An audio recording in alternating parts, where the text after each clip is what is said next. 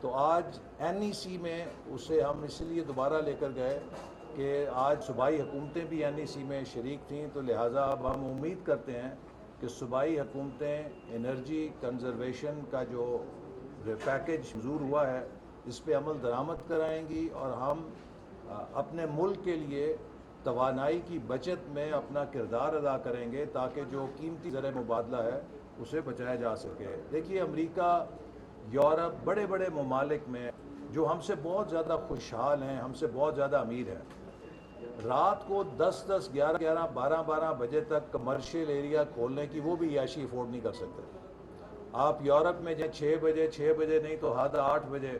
ان کے تمام commercial areas بند ہو جاتے ہیں۔ اسی طرح چاہے آپ چین میں چلے جائیں، چاہے آپ ملیشیا میں چلے جائیں، چاہے آپ انڈونیشیا میں چلے جائیں، کوئی ہماری طرح کی غیر ذمہ دارانہ لائف سٹائل